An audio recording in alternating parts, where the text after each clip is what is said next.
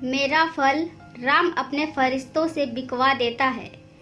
एक व्यक्ति बाजार में फल खरीदने जाता है तो देखता है कि एक फल की रेहड़ी पर छोटा सा बोर्ड लगा हुआ था।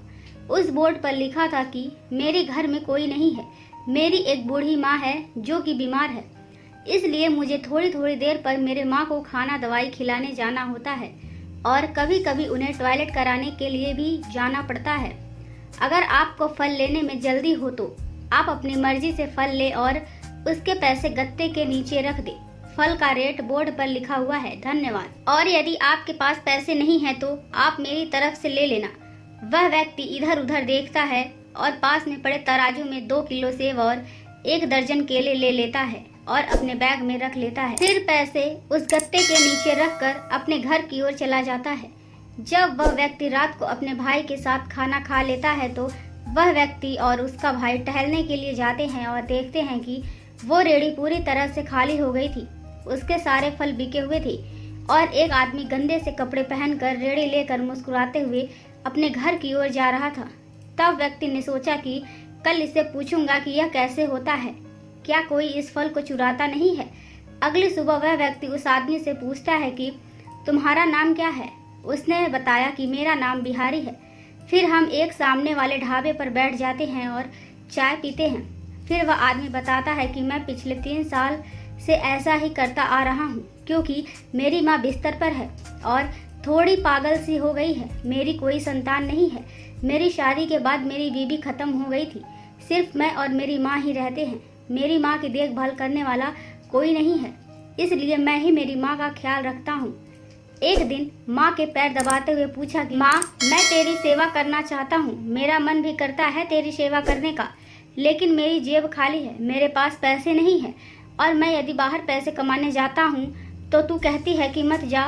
मेरा जी घबराता है। तू ही बता, अगर हमारे पास पैसे नहीं होंगे तो मैं तेरा इलाज कैसे कराऊंगा। यह सुनकर माँ हाँफते काँपते उठने की कोशिश करती है और वह उठती है।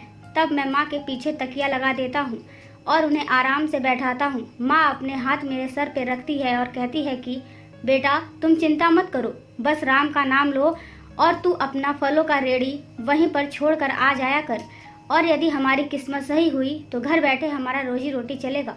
मैं आश्चर्यचकित हो जाता हूँ और कहता हूँ, यह क्या कह रही हो माँ? अगर मैं वहाँ पर फल की रेहड़ी छोड़ूंगा तो कोई चोर उसे उठा ले जाएगा। तो माँ कहती है, नहीं बेटा, तू राम पर भरोसा करके एक बार अपना रेहड़ी फल से भरकर वहाँ पर छोड़ दे। मुझे मेरे राम पर पूरा भरोसा है। फिर मैं माँ के कहने से एक दिन राम का नाम लेकर रेहड़ी वहीं पर छोड़ देता हूँ। भाई साहब, मुझे 3 साल हो गए, मैं यही करता हूँ। सुबह के टाइम में रेहड़ी छोड़ आता हूँ और शाम के टाइम पर उसे लेकर आता हूँ और मेरा एक भी रुपए इधर उधर नहीं होता, बल्कि कुछ रुपए ज्यादा ही मिल जाते हैं। और कोई कोई तो खाना छोड़ जाता है, कोई मेरी माँ के लिए दुआ छोड़ जाता है। और एक बार एक लड़की मेरी माँ के लिए बिरयानी छोड़ गई थी और उसने एक पेपर भी छोड़ा था। उस पर लिखा था कि यह सिर्फ माँ के लिए है। एक डॉक्टर अपना कार्ड छोड़ गया था, बोला कि यदि तुम्हारी माँ की तबीयत ज़्यादा खराब हो तो तुम मुझे फ़ोन कर लेना। और कोई न कोई रोज़ कुछ न कुछ छोड़कर चला ही जाता है और मेरे राम कुछ कमी नहीं रहने देते। मेरी माँ कहती है कि मेरा फल मेरे राम अपने फरिश्तों से बिकवा देता है।